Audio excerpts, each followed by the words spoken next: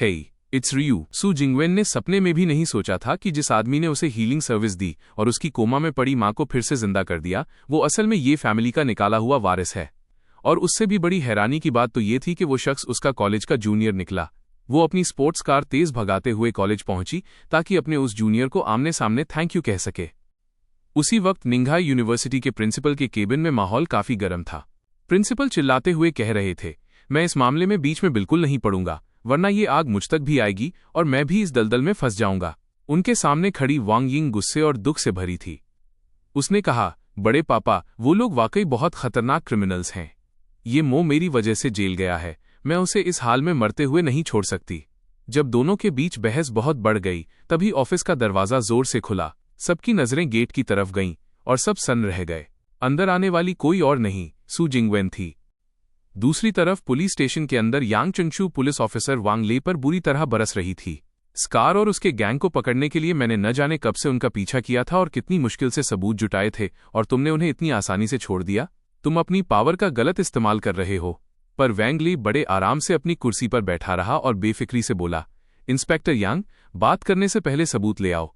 अपने सीनियर पर झूठे इल्जाम लगाने के अंजाम तुम जानती ही होगी। उसका ये एटीट्यूड देखकर यांग चुनशु का खून खौल उठा।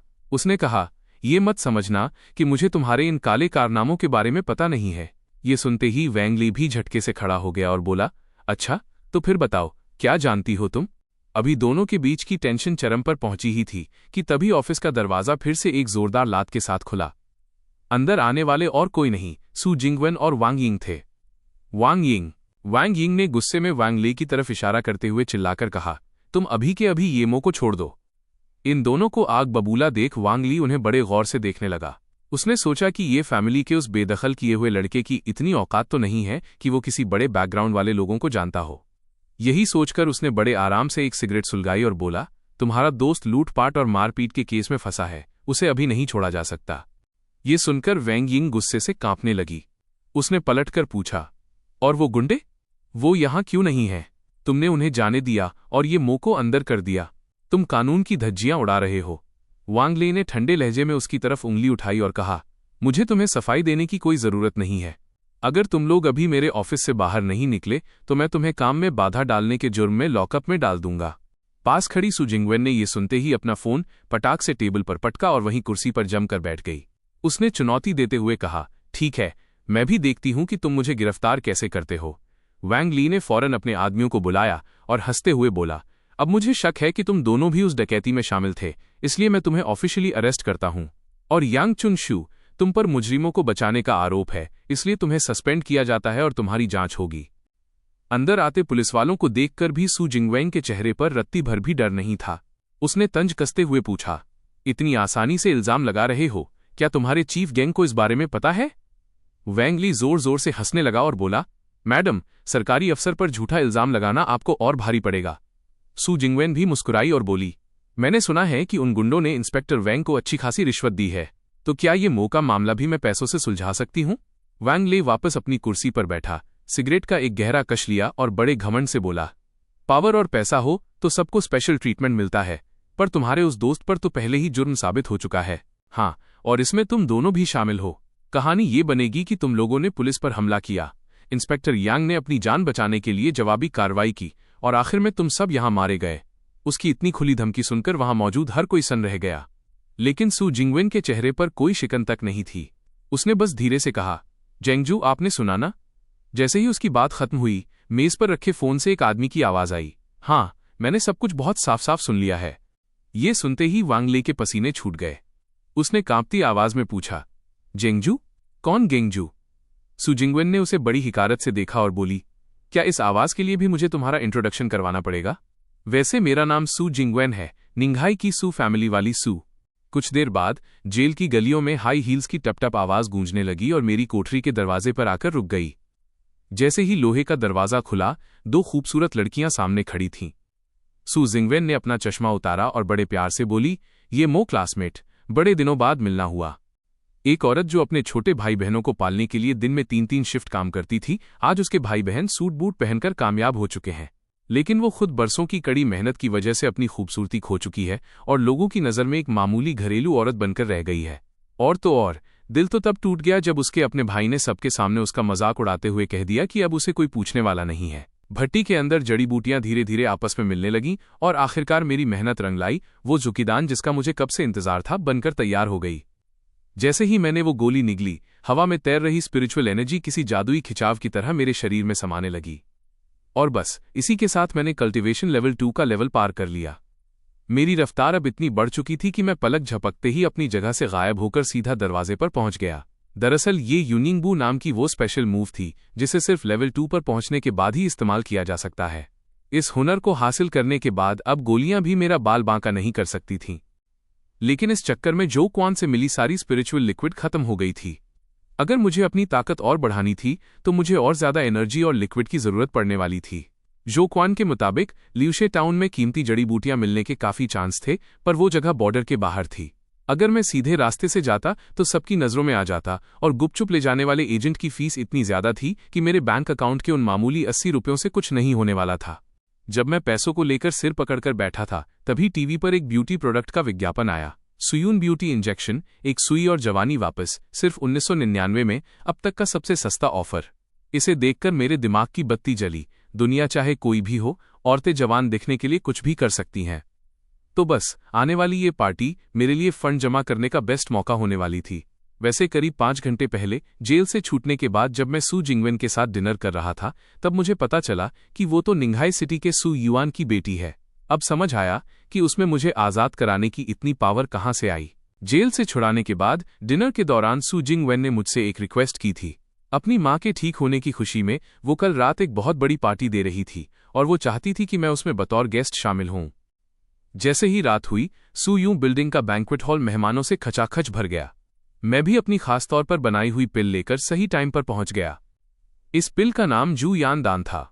यहां आए हुए लोग काफी अमीर और रसूखदार थे, तो मुझे बस 3-4 गोलियां बेचनी थीं ताकि मेरे बाहर जाने का खर्चा निकल आए। उधर सू जिंगवेन और उसकी माँ, जो इस पार्टी की जान थी, मेहमानों को संभालने में काफी बिजी थीं। तभी सीन में एंट्री हुई उसके मामा और मामी की। उनके चेहरों पर वो नकली वाली मुस्कान थी, लेकिन उनकी बातें जहर से कम नहीं थीं। जिंगवेन अब काफी बड़ी हो गई है, लेकिन इसे फैमिली के बारे में कोई फिक्र ही नहीं है। अपनी बड़ी मौसी को ही देख लो। उम्र ज्यादा होने की वजह से अब वो एक येलो फेस्ड वुमन बन चुकी हैं और आज तक उनकी शादी नहीं हुई। अब अगर वो फैमिली के लिए कुछ करना भी चाहें तो उनके पास कोई मौका नहीं बचा है। ये सुनकर मौसी का चेहरा उतर गया, पर उन्होंने एक शब्द भी नहीं कहा। लेकिन सू जिंगवेन चुप रहने वालों में से नहीं थी। उसने फौरन पलटकर जवाब दिया, नानी जल्दी चली गई थीं। अगर बड़ी मौसी ने जवानी में आप सबका ख्याल न रखा होता तो वो अपनी उम्र की औरतों से इतनी बूढ़ी नहीं दिखती, और आप उनके साथ ऐसा बर्ताव कर रहे हैं। मगर मामा पर इन बातों का कोई असर नहीं हुआ। उन्होंने अपने सिगार का एक कश लिया और बड़े बेशर्म अंदाज में बोले, भांजी, मैं तो तुम्हारी भलाई के लिए कह रहा हूं। बहन, अब तुम होश में आ ही गई हो तो इसकी शादी की बात शुरू करो। एक औरत अगर सही उम्र में शादी करके घर न बसाए तो वो किसी डिफेक्टिव प्रोडक्ट से कम नहीं होती। ये बात सुनते ही सू जिंगवेन की मां को गुस्से के मारे खांसी आने लगी। उनकी बड़ी बहन ने दबी आवाज में बस इतना कहा, शायद जिंगवेन की अपनी कोई पसंद या सोच हो, लेकिन मामा ने तुच्छता से हंसते हुए बात काट दी। इस उम्र में पहुंचकर ऐसी सोच रखना सिर्फ और सिर्फ स्वार्थ है। अभी उनकी बात पूरी भी नहीं हुई थी कि एक आवाज गूंजी, श्रीमान, एक ऐसी महिला के लिए डिफेक्टिव प्रोडक्ट जैसे शब्द इस्तेमाल करना जिन्होंने बिजनेस की दुनिया में इतना मुकाम हासिल किया है, आपकी बेवकूफ़ी और जाहिलियत को दर्शाता है। अपनी तरफ पीठ किए हुए मुझे देखकर मामा फौरन चिल्लाने लगे और सिक्योरिटी गार्ड को बुलाकर मुझे बाहर फेंकने को कहा। मगर सू जिंगवेन तुरंत मेरे आगे ढाल बनकर खड़ी हो गई। ये यीमो है और मेरी माँ की जान बचाने वाले हमारे सबसे खास मेहमान हैं। व्हीलचेयर पर बैठी उनकी माँ ने भी बड़ी उम्मीद और जोश के साथ मेरा हाथ थाम लिया। तो वो जादुई तालिस्मन तुम्ही ने जिंगवेन को बेचा था? तुम्हारा बहुत बहुत शुक्रिया बेटा। मैंने थोड़ा झुककर शालीनता से जवाब दिया, कोई बात नहीं आंटी, ये तो मेरा फर्ज था। लेकिन तभी उन मामा ने अपना रुमाल नाक पर रखा और बड़ी नफरत से बोले, कैसा तालिस्मन? जिंगवेन, तुम पक्का किसी ठग के चक्कर में फंस गई हो। तुम्हारी माँ मेडिकल साइंस की वजह से ठीक हुई हैं, न कि इन टोने टोटकों की वजह से। ये सब देखकर मैंने भी अब और छुपना ठीक नहीं समझा और वहां मौजूद भीड़ की तरफ देखते हुए बुलंद आवाज में कहा, लगता है मुझे अपना इंट्रो देना ही पड़ेगा। मैं एक ऐसा इंसान हूं जो वक्त और उसकी कीमत की गहरी समझ रखता है, और साथ ही मैं सू फैमिली का बिजनेस पार्टनर भी हूं। इतना कहकर मैंने वो बॉक्स सबके सामने रखा और धीरे से बोला, मेरे हाथ में जो चीज है वो आप सबके सवालों का जवाब दे देगी। मैं धीरे धीरे चलकर मौसी के पास पहुंचा और मुस्कुराते हुए कहा, मैडम, क्या आप मेरी एक छोटी सी मदद करेंगी? बस इस बॉक्स में रखी जू यान दान को खा लीजिए। मैंने अभी सूजिंग वेन को घर जाने वाली कार में बिठाया ही था कि मुड़ते ही मैंने देखा कि मेरी आंखों के सामने एक बेसहारा कुत्ता खून से लथपथ पड़ा था, जिसे किसी ने चाकू से जमीन पर ठोक दिया था। पर इससे भी ज्यादा डरावनी बात यह थी कि फोन पर मुझे सूजिंग वेन की घुटी घुटी चीखें सुनाई दे रही थीं, मानो किसी ने उसका मुंह बंद कर रखा हो। दूसरी तरफ से जिंग वेंग्क्याओ अपनी सर्जिकल नाइफ से उसके चेहरे को सहलाते हुए सनकी अंदाज में हंसा और बोला, तुम्हारे पास सिर्फ 40 मिनट हैं। अगर 1 मिनट की भी देरी हुई तो मैं पूरे निंगहे को दिखाऊंगा कि सू फैमिली की लाडली बेटी को 8 के टुकड़ों में कैसे बदला जाता है। अभी कुछ ही देर पहले की बात है जब मैंने सू जिंग वेन की मौसी को बूढ़ी और बदसूरत कहे जाने पर उनके पास जाकर अपनी वो जू यान दान निकाली थी। मैंने उनसे कहा था, इस बॉक्स में रखी पिल को खा लीजिए, यह आपकी जवानी वापस लौटा देगी। पहले तो वो हिचकिचाई, जिसे देखकर सू जिंग वेन तुरंत आगे आई और बोली, ये मेरा बिजनेस पार्टनर है और मुझे उस पर पूरा भरोसा है, तो पहले मैं इसे ट्राई करती हूँ। लेकिन उसकी बात पूरी होने से पहले ही मौसी ने अचानक झपट्टा मारकर मेरे हाथ से पिल छीनी और बिना सोचे समझे उसे निगल लिया। शुरुआत में कुछ पल तक मौसी के शरीर में कोई हलचल नहीं हुई। पास खड़े मामा को मौका मिल गया और वो तंज कसते हुए बोले, मुझे तो पहले ही पता था कि ये लड़का फ्रॉड है, फालतू में नाटक कर रहा है। मगर उनके शब्द अभी मुंह में ही थे कि अचानक मौसी का पूरा शरीर एक हल्की सी लिंक यूआई की रोशनी से चमकने लगा। देखते ही देखते उनका हुलिया पूरी तरह बदल गया और वो 30 साल की किसी जवान औरत जैसी दिखने लगी। शीशे में खुद को देखकर उन्हें यकीन ही नहीं हो रहा था। उनके मन में बस एक ही ख्याल आया, जवान होना कितना सुकून देता है। पूरे हॉल में सन्नाटा पसर गया, सब दंग थे। फिर क्या था, जो लोग फुर्तीले थे उन्होंने तुरंत लपककर मेरा हाथ पकड़ लिया और पूछने लगे, भाई ये पिल कितने की है? मैंने भी बड़े इत्मीनान से जवाब दिया, एक पिल की कीमत 20,000 है, लेकिन आज रात मैं सिर्फ 10 गोलियां ही लेकर आया हूं। ये नज़ारा देखकर सूजिंग वेन के मामा के दिमाग की बत्ती जल गई। उन्हें लगा कि अगर इस जू यान दान के डिस्ट्रीब्यूशन राइट्स उन्हें मिल जाएं तो उनकी डूबती हुई कंपनी फिर से खड़ी हो सकती है। लेकिन उनसे पहले ही कोई और बाजी मार ले गया। एक बिजनेसमैन चिल्लाया, मिस्टर यी, हमारा रॉयल ग्रुप आपके इस फॉर्मूला के लिए 2 लाख देने को तैयार है। तभी दूसरा बोला, हमारा लिन ग्रुप 10 लाख का ऑफर देता है। ये देखते ही मामा तुरंत बीच में कूद पड़े और अपने चेहरे पर वही मक्खन वाली मुस्कान लाकर बोले, मिस्टर यी, मैं 15 लाख में ये राइट्स खरीदना चाहता हूं। बाद में जो प्रॉफिट होगा उसमें 30-70 का पार्टनर बन जाएंगे, क्या ख्याल है? उनकी बात सुनकर मुझे हंसी आ गई। मैंने मजे लेते हुए पूछा, मतलब 70 मेरा और 30 तुम्हारा? वो घबराकर हाथ हिलाते हुए बोले, नहीं नहीं, 70 मेरा और 30 आपका। आखिर जो फैमिली का नेटवर्क भी तो। उनकी बात बीच में ही काटते हुए सूजिंग वेन बोल पड़ी, जो फैमिली के पास अब बचा ही क्या है? पिछले हफ्ते नानी की दी हुई कंपनी गिरवी रखकर आपने ट्रेडिंग में 8 करोड़ डुबा दिए। बैंक वाले वसूली के लिए अब मुझे फोन कर रहे हैं। आप यहां सिर्फ मेरी मां से पैसे ऐंठने आए हैं, बिल्कुल वैसे ही जैसे नानी की कंपनी हड़पी थी। मैं आपको साफ बता दूं, हम आपको फूटी कौड़ी भी नहीं देंगे। इतना सुनते ही मामा गिरगिट की तरह रंग बदलते हुए अपनी बहन के पैरों में गिर पड़े। दीदी प्लीज कुछ तो कहो, मैं तुम्हारा सगा भाई हूं। लेकिन उनकी बहन ने 2 टूक जवाब दिया, तुमने मेरा भरोसा तोड़ा है। उस वक्त तुमने कहा था कि तुम सुधर जाओगे, तब मैंने मां की कंपनी तुम्हें सौंपी थी। पर तुमने क्या किया? जब वहां दाल नहीं गली तो वो भागकर बड़ी बहन के पास गए और गिड़गिड़ाने लगे, दीदी आप तो मुझे सबसे ज्यादा प्यार करती हो ना, अब तुम ही इस खानदान के अकेले वारिस बचे हो। बड़ी मौसी का दिल पसीज तो रहा था, लेकिन उन्होंने खुद को पत्थर बना लिया। माना कि तुम्हें पहले कभी परिवार की परवाह नहीं थी, पर तुम्हें अपनी मां की आखिरी निशानी को इस तरह जुए में नहीं उड़ाना चाहिए था। अब जो भी हो तुम्हें खुद ही भुगतना होगा। इतना कहकर उन्होंने उसे झटके से खुद से दूर कर दिया। सूजिंग वेन अब अपने उस निकम्मे मामा को हिकारत भरी नजरों से देख रही थी। तुम्हारे पास अब सिर्फ 2 रास्ते हैं, पहला ये कि कोर्ट के चक्कर काटो और अपनी बाकी की जिंदगी कर्ज चुकाते हुए बर्बाद कर दो, और दूसरा ये कि अपनी कंपनी मुझे बेच दो, लेकिन मेरी कीमत सिर्फ 1 रुपया होगी। वैसे तुम चाहो तो किसी और से भी पूछ सकते हो, पर तुम्हारी इस डूबी हुई कंपनी को कोई हाथ भी नहीं लगाएगा। फिर वो मेरी तरफ मुड़ी और बोली, ये मो क्लासमेट, यहां मौजूद ये बिजनेसमैन बड़े शातिर खिलाड़ी हैं, इनके साथ डील करते वक्त थोड़ा संभल कर रहना। पार्टी खत्म होने के बाद सूजिंग वेन खुद अपनी कार से मुझे घर के नीचे छोड़ने आई। उतरते वक्त मैंने उसे थैंक यू बोला तो उसने हाथ आगे बढ़ाते हुए कहा, दोस्तों के बीच इतनी फॉर्मेलिटी की जरूरत नहीं है। उसकी कार को जाते हुए देखकर मैंने आसमान में चांद की तरफ देखा और मन ही मन सोचा, वाकई ऐसी सुकून भरी जिंदगी कितनी अच्छी होती है। फिर मैंने अपनी चाबी निकाली और जैसे ही घर का दरवाजा खोला, सामने का नजारा देखकर मेरे होश उड़ गए। फर्श पर चारों तरफ खून फैला हुआ था। वही कुत्ता जिसकी मैंने कुछ दिन पहले सड़क किनारे जान बचाई थी, उसे एक लंबी तलवार से जमीन पर ठोक दिया गया था। ये खौफनाक मंजर देखते ही मेरी आंखें गुस्से से लाल हो गईं। मैं तेजी से उस जख्मी बेजुबान की तरफ लपका और नीचे झुककर उसे चेक करने लगा। मैंने अपना हाथ धीरे से उस पर रखा और उसे हील करने लगा। जब मैं पूरा ध्यान लगाकर उस कुत्ते का जख्म भर रहा था, तभी छत के पास छुपा हुआ वो किलर अब और सब्र नहीं कर पाया। उसने अपनी चमकती हुई तलवार निकाली और पूरी ताकत से मुझ पर हमला कर दिया। पर जैसे ही तलवार की नोक मुझे छूने वाली थी, मैं पलक झपकते ही वहां से हट गया। उसका वो जानलेवा वार हवा में ही रह गया। जब तक वो किलर कुछ समझ पाता, मैंने घूमकर एक जोरदार लात उसके सिर पर जड़ दी। ये देखकर कमरे में मौजूद बाकी किलर्स भी सन्न रह गए। मैंने उस कुत्ते को, जिसे मैंने अब पूरी तरह ठीक कर दिया था, धीरे से जमीन पर रखा और अपनी बर्फीली नजरों से उन सब की तरफ देखा। तुम सब एक साथ आओगे या एक एक करके मरने का इरादा है? ऐसी खुली चुनौती सुनते ही उन किलर्स का खून खौल उठा। वो अपनी तलवारें लहराते हुए चिल्लाते हुए मुझ पर टूट पड़े। सबसे आगे वाले के वार को मैंने साइड होकर चकमा दिया और फिर झपट्टा मारकर उसका सिर पकड़ लिया और पूरी ताकत से उसे जमीन पर दे मारा। पलक झपकते ही दूसरा बंदा मेरे सामने था। मैंने उसकी तलवार के वार को बड़ी फुर्ती से अवॉइड किया और एक दमदार पंच सीधा उसके हाथ के जॉइंट पर मारा। हड्डी टूटने की वो कड़क वाली आवाज सुनकर किसी की भी रूह कांप जाए, पर मैंने उसे वहीं नहीं छोड़ा। मैंने एक हाथ से उसका गला दबोचा, उसे हवा में ऊपर उठाया और अपनी ताकत का इस्तेमाल किया। अगले ही पल उसकी गर्दन किसी सूखी लकड़ी की तरह एक तरफ मुड़ गई। ये खौफनाक मंजर देखकर बाकी बचे हुए किलर्स की हिम्मत जवाब दे गई। उन्होंने अपनी तलवारें वहीं फेंक दीं और अपनी पॉकेट से गन्स निकाल लीं।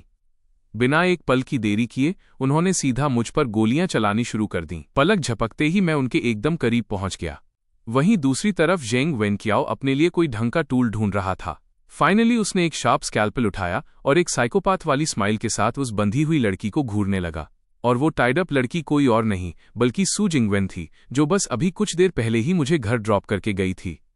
जेंग वेनक्याओ को लगा था कि उसने कोई छोटी मोटी फिश पकड़ी है, पर उसे क्या पता था कि ये तो निंघाई सिटी की वो लड़की है जिसे पाने का ख्वाब हर मर्द देखता है। वो बड़बड़ाते हुए उस नाइफ को लेकर डर से कांप रही सू जिंगवेन की तरफ बढ़ा, लेकिन तभी उसका फोन रिंग हुआ। कॉल पिक करते ही उसने बिना वेट किए पूछा, काम हो गया? ये उस लड़के को जान से तो नहीं मार दिया ना तुम लोगों ने? मगर फोन के दूसरी तरफ से जो आवाज आई उसने उसके होश उड़ा दिए। तुम्हारे सारे आदमी सो गए हैं, हमेशा के लिए। कुछ सेकंड्स की गहरी साइलेंस के बाद जेंग वेनक्याओ पागलों की तरह हंसने लगा। जरा सुनो तो सही, ये किसकी आवाज है? मानना पड़ेगा, सू युआन की बेटी वाकई कमाल है। ये सुनते ही मुझे झटका लगा।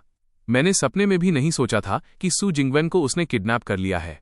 मैंने गुस्से में कहा, मैं वहां आ रहा हूं, उसे छोड़ दो। हमारे बीच का मैटर है, हम अकेले में सेटल करेंगे। ये सुनकर जेंग वेनक्याओ का इंटरेस्ट तुरंत जाग गया। वो सू जिंगवेन के कान के पास झुका और धीरे से बोला, तुम्हारे इस छोटे लवर बॉय में तो काफी गट्स हैं। फिर उसने मुझसे कहा, सिर्फ 40 मिनट्स हैं तुम्हारे पास। उसके बाद पूरा निंघाई सिटी इसे एक जिगसॉ पजल बनते हुए देखेगा। रही बात एड्रेस की, वो खुद फिगर आउट कर लो। इतना बोलकर लाइन डेड हो गई। गुस्से में आकर मैंने अपना फोन वहीं हाथ में ही क्रश कर दिया। उधर फोन रखने के बाद जेंग वेनक्याओ ने झटके से सू जिंगवेन के मुंह से टेप हटाया और बस अपना अगला कदम उठाने ही वाला था। तभी अचानक दरवाजा खटखटाने की आवाज आई। दरवाजा खुलते ही बॉडीगार्ड्स घबराए हुए बोले, जेंगशाओ, गोदाम का फायर अलार्म चालू हो गया है, प्लीज चलकर देखिए, अगर पुलिस आ गई तो मुश्किल हो जाएगी। जैसे ही जेंग वेनक्याओ वहां से निकला, कमरे का दरवाजा एक गार्ड के साथ हवा में उड़ता हुआ बाहर जा गिरा। बेहोशी की हालत में सू जिंगवेन के होठों पर बस मेरा ही नाम था। वो पूरे निंघाई सिटी के मर्दों का क्रश थी, पर उसे कुछ गुंडों ने जबरदस्ती अगवा कर लिया था। एक पुरानी लोहे की बेड से बंधी उसकी आंखों में साफ डर और बेबसी दिख रही थी, जबकि किडनैपर्स के चेहरों पर एक अलग ही पागलपन था। अभी कुछ ही देर पहले सू जिंगवेन मुझे घर छोड़कर वापस जा रही थी, जब काले कपड़ों वाले कुछ लोगों ने उसे बीच रास्ते में ही रोक लिया। ये सब इत्तेफाक से जो क्वान ने देख लिया, जो मुझसे मिलने आ रहा था। कोई और रास्ता न देख वो अकेले ही उनका पीछा करने लगा। काफी देर बाद वो गुंडे एक आलीशान विला के सामने रुके, तब जाकर उसे मौका मिला कि वो मुझे फोन करके सही लोकेशन बता सके। चूंकि मैं वहां फौरन नहीं पहुंच सकता था, मैंने उससे विनती की कि वो अपनी जान पर खेलकर भी सू जिंगवेन को बचा ले। इधर जेंग वेनक्याओ जैसे ही उस सीक्रेट रूम से बाहर आया, उसने गार्ड्स को गालियां देना शुरू कर दिया। सालो, मैंने गोदाम का अलार्म सिस्टम हटाने को कहा था ना? अगर पुलिस यहां आ गई तो क्या होगा? मैं अभी वहां जा रहा हूं। सच में ये काम भी कितनी सिरदर्दी है। ऊपर से अंदर वाली लड़की को हाथ तक नहीं लगा सकते, किस्मत ही खराब है। अभी उन गार्ड्स की बात खत्म भी नहीं हुई थी कि एक साया उनकी तरफ बढ़ा। जूक्वान ने हल्का सा मुस्कुराते हुए कहा, सॉरी भाइयों, पर अब तुम्हें थोड़ा दर्द सहना पड़ेगा। और देखते ही देखते उसने पल भर में दोनों गार्ड्स को धूल चटा दी। सीक्रेट रूम के अंदर सू जिंगविन की हालत देख उसने मन ही मन खुद से कहा, धत तेरे की, ये मो, तू मेरा बड़ा वाला उधार खाके बैठा है। इसके बाद उसने बिना वक्त गंवाए सू जिंगवेन को कंधे पर उठाया और बाहर की तरफ भागने लगा। लेकिन जैसे ही वो कमरे से निकलने वाला था तभी ठां की आवाज आई, एक गोली सीधा उसकी बाईं टांग के पार हो गई। चोट लगते ही उसके पैर लड़खड़ाए और वो जमीन पर गिर पड़ा, पर गिरते गिरते भी उसने इस बात का पूरा ख्याल रखा कि सू जिंगवेन के सिर पर चोट न लगे। सामने खड़ा शख्स कोई और नहीं बल्कि जेंग वेनक्याओ था, जो वहां से गया ही नहीं था। मामला बिगड़ता देख जो क्वान ने हिम्मत जुटाई और खड़ा होकर बोला, जेंगशाओ, बड़े दिनों बाद दर्शन दिए। जेंग वेनक्याओ कमीनी हंसी हंसते हुए बोला, आज का दिन तो वाकई जैकपॉट है। तुम दोनों को तड़पते हुए देखने के ख्याल से ही मुझे मजा आ रहा है। ये देख। जो क्वान भी आर पार की लड़ाई के लिए तैयार हो गया और चैलेंज देते हुए बोला, मेरी जान लेनी है तो आजमा के देख ले। उसी वक्त विला के गेट पर एक बिन बुलाया मेहमान आ धमका। गार्ड्स ने उसे देखते ही चिल्लाकर रोकने की कोशिश की, पर वो शख्स कोई और नहीं, मैं ही था जो वहां तेजी से पहुंचा था। मैंने उनकी चिल्लाहट को पूरी तरह इग्नोर किया और सीधा अंदर बढ़ने लगा। जैसे ही एक गार्ड ने मेरा रास्ता रोकना चाहा, मैंने उसे एक जोरदार मुक्का जड़ा और वो सीधा हवा में उड़ता हुआ दूर जा गिरा। बाकी गार्ड्स ये देखकर एक पल के लिए सन्न रह गए, पर फिर चिल्लाते हुए मुझ पर टूट पड़े। लेकिन मुझ जैसे कल्टिवेशन लेवल 2 के बंदे के सामने उनकी ये औकात कुछ भी नहीं थी। माना कि उसने कई गुंडों को ढेर कर दिया था, लेकिन अब वो अपनी आखिरी सांसें गिन रहा था। आखिर अकेले कितने लोगों से लड़ता, भीड़ बहुत ज्यादा थी। जेंग वेनक्याओ अपनी गन लहराते हुए उसे धमकी देने लगा, तेरे मरने के बाद मैं तेरे बेटे और तेरी औरत को भी ढूंढ निकालूंगा और उन्हें तेरे पास ऊपर भेज दूंगा। बस फर्क इतना होगा कि वो टुकड़ों में होंगे। अभी उसकी बात पूरी भी नहीं हुई थी कि विला का मेन गेट एक जोरदार धमाके के साथ चकनाचूर हो गया। मेरी आंखें गुस्से से लाल थीं और मैं सीधा जेंग वेनक्याओ को घूर रहा था। फिर मैंने पास ही जख्मी हालत में पड़े ज़ोउ क्वान की तरफ देखा और उसे एक हीलिंग टैलिस्मैन फेंक कर दी। मैंने चिल्लाकर कहा, इसे फौरन इस्तेमाल करो, वैसे ही जैसे मैंने पिछली बार बताया था। मुझे जिंदा देखकर जेंग वेनक्याओ का पारा 7वें आसमान पर पहुंच गया। उसने गन की नली सीधा मेरी तरफ की और चिल्लाया, खड़े क्या देख रहे हो, मार डालो इसे। पर अब गोलियां मेरा कुछ नहीं बिगाड़ सकती थीं, वो मेरे लिए कोई खतरा नहीं रह गई थीं। पलक झपकते ही मैं उनके सामने पहुंच गया। एक जोरदार लात सीधा एक गार्ड के चेहरे पर जड़ी और अगले ही पल एक मुक्के से दूसरे को जमीन सुंघा दी। ये मंजर देख जेंग वेनक्याओ की सिट्टी-पिट्टी गुम हो गई। मौके का फायदा उठाकर वो पीछे वाले कमरे की तरफ भागा। पहले तो वो तेज चला और फिर जान बचाकर दौड़ने लगा। वो जैसे तैसे सेफ रूम के दरवाजे तक पहुंचा, पर घबराहट में उसने गलत पासवर्ड डाल दिया। झुंझलाहट में उसके मुंह से गाली निकल गई। वो दोबारा कोड डालने की कोशिश कर ही रहा था कि तभी एक गार्ड की बॉडी हवा में उड़ती हुई आई और सीधा उस तिजोरी वाले दरवाजे से टकराई। अब तो जेंग वेनक्याओ हकलाने लगा था, ये मो, हाथ रोकने से पहले 100 बार सोच लेना, जिनके दम पर मैं उछल रहा हूं उनसे तुम पंगा नहीं ले पाओगे। मैं साफ बता दूं, इस बार तुम्हारी मौत का ऑर्डर ऊपर से आया है। मुझे सच बता दो, क्योंकि तुम्हारा जवाब ही तय करेगा कि अब तुम्हें कितना दर्द सहना है। यह सुनकर जेंग वेनक्याओ बिना सोचे समझे फौरन बोल पड़ा, वो सोंग शाओवेन है, सोंग फैमिली का छोटा बेटा। दरअसल ऐसी अफवाहें हैं कि तुम्हारा निंग फैमिली की बेटी के साथ चक्कर चल रहा है और अब निंग फैमिली की शादी सोंग फैमिली में होने वाली है। इसलिए वो इन अफवाहों को खत्म करने के लिए तुम्हें रास्ते से हटाना चाहते हैं। उसकी बात सुनकर मैं सोचने लगा, अगर मुझे सही से याद है तो मैं कभी निंग श्यू से मिला तक नहीं हूं, फिर चक्कर चलने की बात तो दूर की है। ये साफ तौर पर मेरे खिलाफ बुना गया कोई जाल है, पर इसके पीछे असली मास्टरमाइंड कौन हो सकता है? मेरा उतरा हुआ चेहरा देख जेंग वेनक्याओ घबरा गया और गिड़गिड़ाते हुए बोला, मुझे जाने दो, इसी में हम दोनों की भलाई है। सोंग फैमिली के पास तुम्हारे जैसे पावर वाले लोगों की कमी नहीं है, यहां तक कि खुद सोंग शाओ की ताकत भी तुम्हारे बराबर ही है। अगर तुम मुझे छोड़ देते हो तो मैं तुम्हारी जान बचाने में मदद कर सकता हूं। इससे पहले कि वो अपनी बकवास पूरी कर पाता, मैंने उसके उस घटिया चेहरे पर एक जोरदार मुक्का जड़ा। वार इतना तगड़ा था कि वो सीधा पीछे वाले सीक्रेट रूम के दरवाजे को तोड़ते हुए अंदर जा गिरा। तभी अंदर से औरतों के चीखने की आवाजें आने लगीं। जब मैंने अंदर का नजारा देखा तो गुस्से के मारे मेरा खून खौल उठा। मैंने दांत पीसते हुए कहा, तुम्हारी बाकी बची हुई कसर अब ये लोग ही पूरी करेंगे। इतना कहकर मैंने अपनी तलवार घुमाई और उन औरतों को जकड़ने वाली जंजीरें एक झटके में काट दी। फिर मैंने तलवार वहीं जमीन पर फेंक दी और बाहर की तरफ मुड़ गया। इसकी जान अब तुम लोगों के हाथ में है। मेरे जाते ही उन औरतों ने जमीन से तलवार उठा ली। उनके चेहरे आंसुओं से भीगे थे, पर अब उनकी आंखों में खौफनाक बदला साफ दिख रहा था। वो धीरे धीरे जेंग वेनक्याओ की तरफ बढ़ने लगीं। हॉल में वापस आकर मैंने एक हीलिंग तालिस्मान निकाला और उसे सू जिंगवन पर लगा दिया। मैंने पुलिस को इन्फॉर्म कर दिया है। ज़ोउ क्वान ने मेरी तरफ देखा, कुछ पल चुप रहा और फिर पूछा, अब आगे का क्या प्लान है? मेरा चेहरा एकदम ठंडा पड़ गया। सॉन्ग शाओविन की इन्वेस्टिगेशन करनी है और फिर उसे जड़ से खत्म करना है। सू जिंगवेन को बचाने के कुछ ही दिनों बाद उस बंदे ने न सिर्फ गिफ्ट्स भेजे बल्कि साथ में एक इनविटेशन कार्ड भी चिपका दिया। मैंने तुरंत कंफर्म करने के लिए कॉल मिलाया। दूसरी तरफ सू जिंगवेन की आवाज में एक स्माइल थी। ये बैंक्वेट जो फैमिली होस्ट कर रही है और तुम्हारे पास वहां जाने का एक सॉलिड रीजन है। उसने समझाया, जो फैमिली का निंघाई के सबसे बड़े फार्मास्यूटिकल ग्रुप पर कंट्रोल है। अगर हम वहां गए तो जूयान दान की फ्यूचर ग्रोथ के लिए ये बहुत फायदेमंद होगा। और दूसरी बात, तुम्हारी एक्स फियांसी भी वहां आ रही है। ये सुनते ही मैं थोड़ा शॉक्ड रह गया। तुम निंग फैमिली की एरिस निंग चिंगशु की बात कर रही हो? जल्द ही मैं और सू जिंगवेन पार्टी वेन्यू पर पहुंच गए। वहां आए हुए गेस्ट्स, भाई वो सब निंघाई के बिजनेस वर्ल्ड के बड़े बड़े टाइकून्स थे। सू जिंगवेन ने धीरे से मेरे कान में कहा, तुम भी तो एक नोबल फैमिली से हो, क्या तुम्हें अंदाजा नहीं है कि इन फैमिलीज की पावर क्या होती है? सिर्फ निंग फैमिली का रिश्तेदार होने का टैग ही काफी है कि लोग तलवे चाटने लगें, और आज तो खुद निंग फैमिली की बेटी आई है। तभी बैंक्वेट हॉल का दरवाजा धीरे से खुला। सबसे आगे एक शॉर्ट हेयर वाली स्मार्ट और स्ट्रॉन्ग ऑरा वाली लेडी थी और उसके ठीक पीछे एक लॉन्ग हेयर वाली लड़की। जैसे ही मेरी नजर उस लड़की पर पड़ी, मैंने इमीडिएटली नोटिस किया कि उसकी बॉडी में स्पिरिचुअल एनर्जी फ्लो कर रही है। ये दोनों और कोई नहीं बल्कि जो फैमिली की हेड जोना और निंग फैमिली की प्रिंसेस निंग चिंगशुए थीं। सू जिंगवेन ने आगे बढ़कर हेलो बोला और जोना ने भी पोलाइटली रिप्लाई किया। अभी हमारी बातचीत चल ही रही थी कि कुछ देर बातचीत करने के बाद सू जिंगवेन ने एक झुयंदन निकाली और बोली, मैं अपनी माँ की तरफ से झूई के लिए हमारी कंपनी की लेटेस्ट झुयंदन लाई हूँ। मेरी दुआ है कि जोई की खूबसूरती हमेशा ऐसी ही बनी रहे। जैसे ही सबकी नज़र उस जुयांदन पर पड़ी, जोई के चेहरे पर हैरानी साफ दिखने लगी और आसपास खड़े मेहमान भी दंग रह गए। आखिर हो भी क्यों ना, आजकल ये जुयांदन इतनी डिमांड में है कि इसकी कीमत आसमान छू रही है और पैसे होने के बावजूद ये कहीं मिल नहीं रही।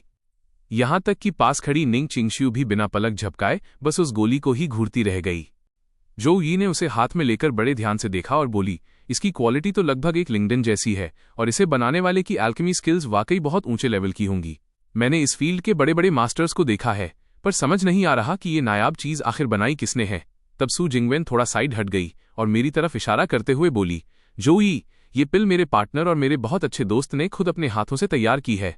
मैंने भी बड़ी तमीज से उन्हें जोई कहकर विश किया और अपना इंट्रोडक्शन दिया। मेरा नाम सुनते ही जोई और निंग चिंगशुई दोनों सोच में पड़ गए, पर जोई को जल्दी ही सब याद आ गया। वो मुस्कुराते हुए बोली, अरे तो तुम ये मोह हो, यकीन नहीं होता कि तुम इतने बड़े हो गए हो। जब तुम छोटे थे तब मैंने तुम्हें अपनी गोद में खिलाया था, पर यह तो और भी हैरानी की बात है कि ये पिल तुमने बनाई है। सच में ये फैमिली वाले तो बिल्कुल अंधे निकले जो उन्होंने तुम जैसा हीरा खो दिया। ये बातें सुनकर पास खड़ी निंग चिंगशु को काफी मिर्ची लगी और उसने बीच में टोकते हुए कहा, बड़े घरानों में इन छोटी मोटी टेक्निक्स की कोई वैल्यू नहीं होती। हम जैसे लोग सिर्फ कल्टीवेशन और पावर को देखते हैं, वरना आपकी काबिलियत के हिसाब से तो आप कब की निंग फैमिली की एल्डर बन चुकी होती। अब उसकी हैसियत ही ऐसी है कि उसे इन फालतू चीजों का सहारा लेना पड़ रहा है। निंग चिंगशु की बातों से मेरे मन के शक यकीन में बदल गए। जैसा मैंने सोचा था, इन बड़े खानदानों ने वाकई कल्टीवेशन का तरीका ढूंढ निकाला है। मुझे खामोश देख जो एन ने पूछा, वैसे तुम्हारे मास्टर कौन है?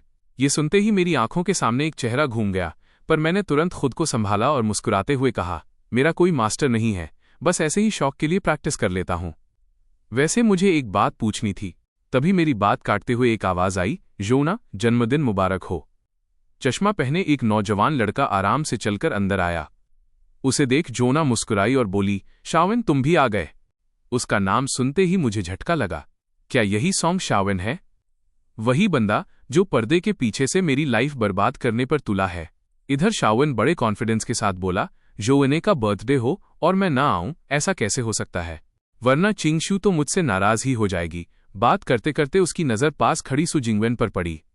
जोने ने उसका इंट्रोडक्शन करवाते हुए कहा, ये सू फैमिली की लाडली सू जिंगवेन है। शाओविन ने अपना हाथ आगे बढ़ाया और बोला, हेलो मिस सू, मैं सॉन्ग शाओविन।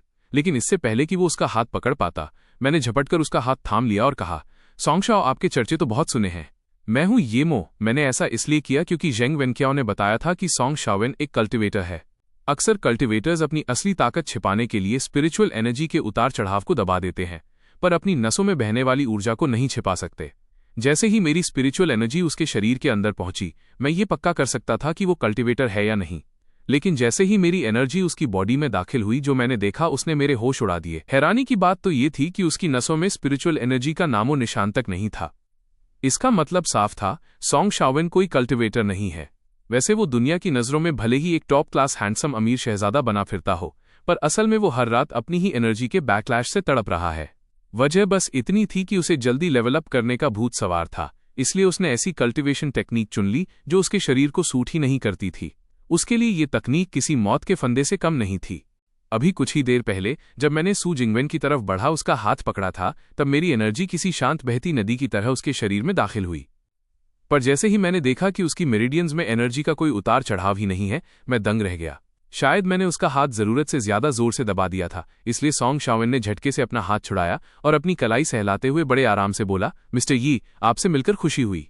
उसका ये बर्ताव मेरे दिमाग में 1000 सवाल खड़े कर गया। वो ना सिर्फ एक आम इंसान निकला, बल्कि मेरा नाम सुनने के बाद भी उसके चेहरे पर रत्ती भर भी नफरत या किलिंग इंटेंट नहीं दिखी। तो क्या मुझे मारने की साजिश रचने वाला असली मास्टरमाइंड ये नहीं, बल्कि कोई और है? जैसे जैसे पार्टी आगे बढ़ी, एक बूढ़े मैनेजर ने आकर ऊंची आवाज में कहा, जो फैमिली के मुखिया ने आप सभी के लिए एक बॉल डांस का इंतजाम किया है, कृपया डांस फ्लोर की तरफ बढ़ें।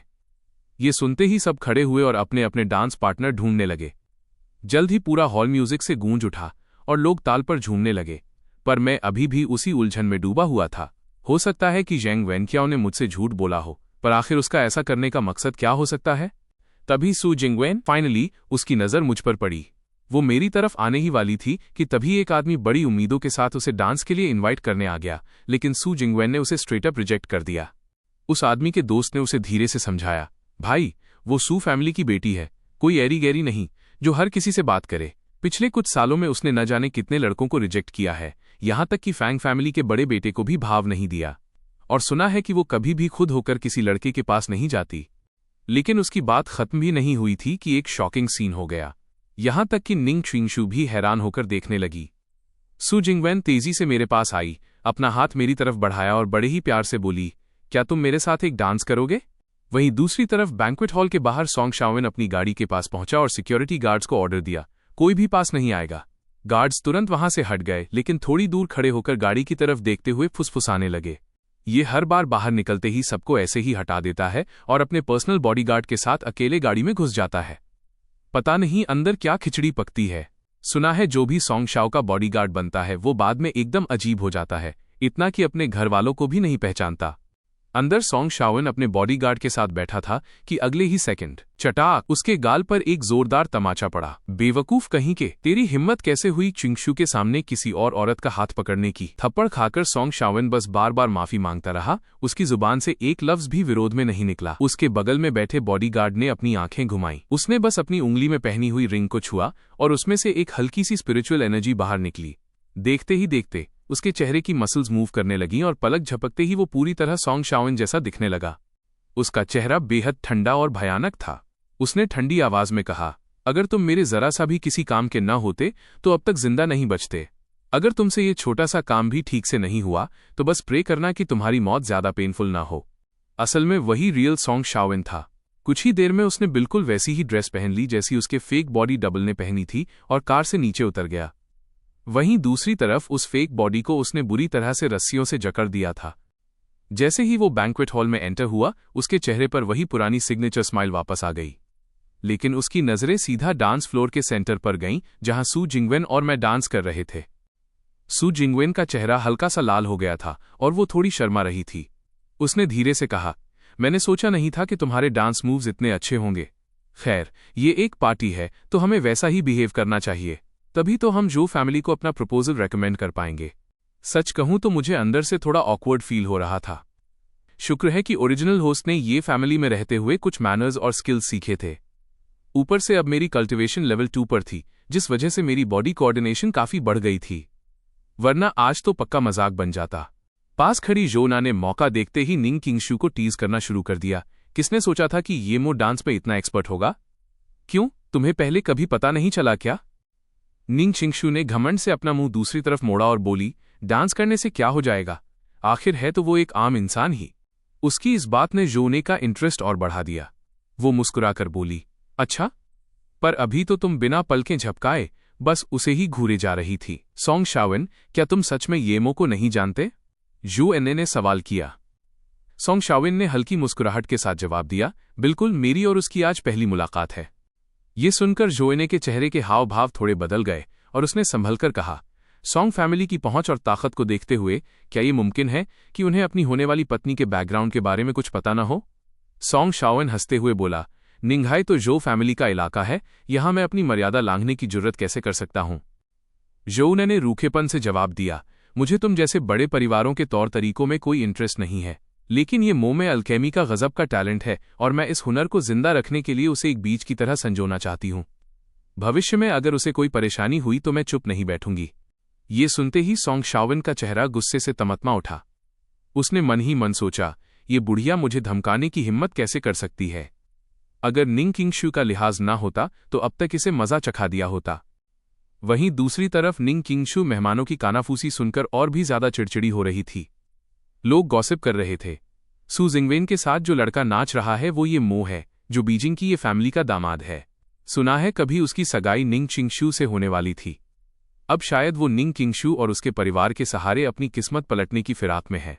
पक्का वो यहां सिर्फ इसलिए आया है ताकि निंग चिंगशू के नजदीक आकर फिर से बड़े घरानों में अपनी जगह बना सके। इतना सुनते ही निंग चिंगशू ने अपना वाइन ग्लास झटके से टेबल पर रखा और सीधा मेरी तरफ बढ़ी। उसने तल्खी से कहा, ये मो, मैं अच्छी तरह जानती हूं कि तुम्हारे दिमाग में क्या खिचड़ी पक रही है, लेकिन बेहतर होगा कि तुम ये उम्मीद छोड़ दो। मेरे जरिए ये फैमिली से बदला लेने की कोशिश करना बेकार है। तुम बस अपनी एल्केमी पर ध्यान दो।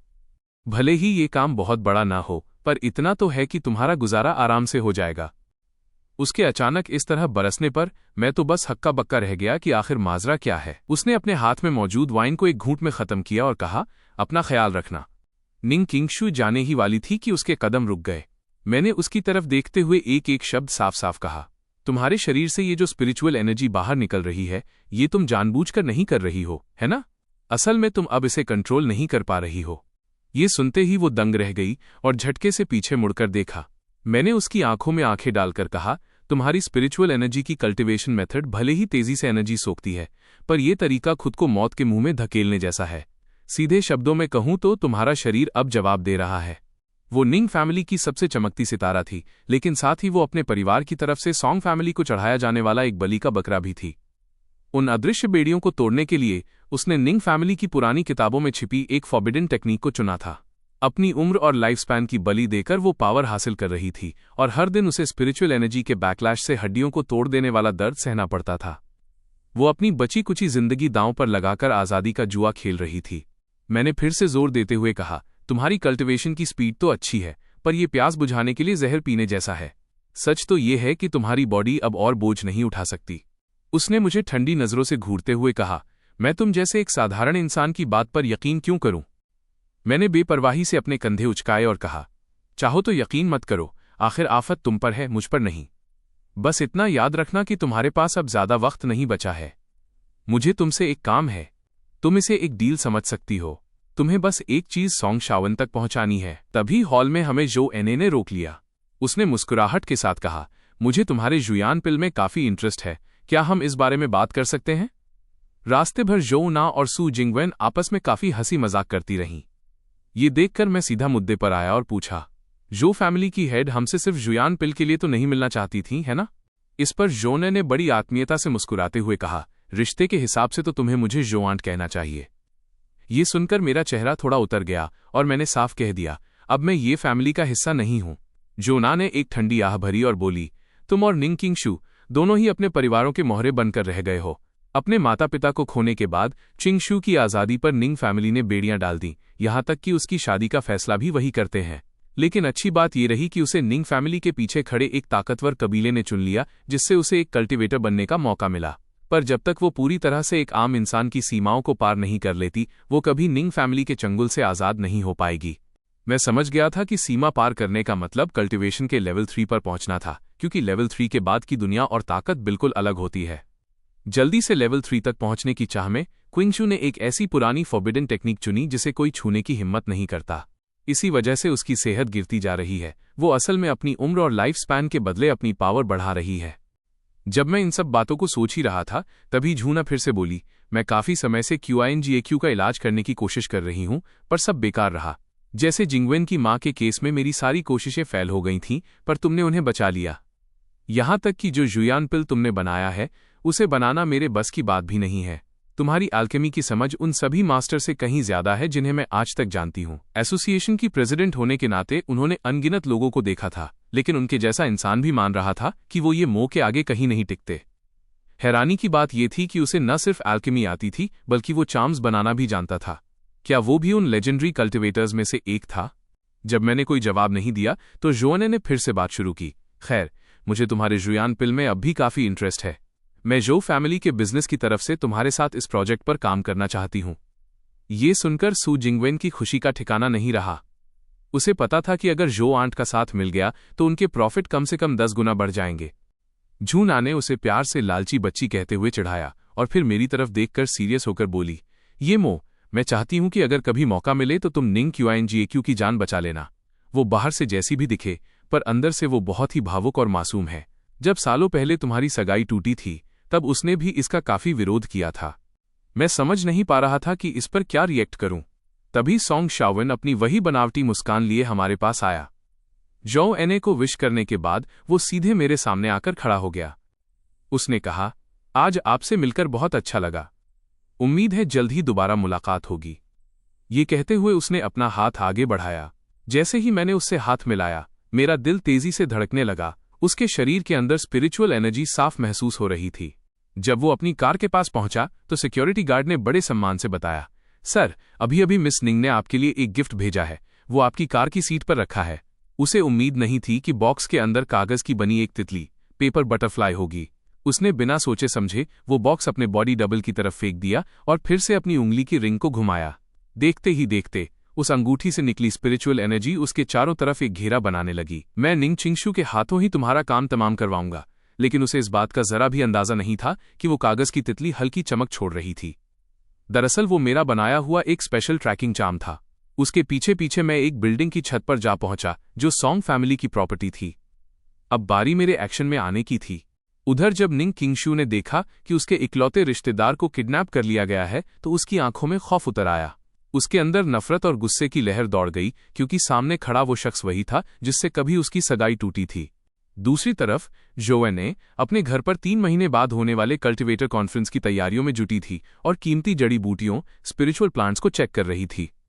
अचानक उसे अपने पीछे किसी की मौजूदगी का एहसास हुआ। अंधेरे से एक साया बाहर आया जो दिखने में किसी साधु मंक जैसा कल्टिवेटर लग रहा था। उसने तंज कसते हुए कहा, मानना पड़ेगा, तुम आज भी बाइकाओ गेट की वही जीनियस हो।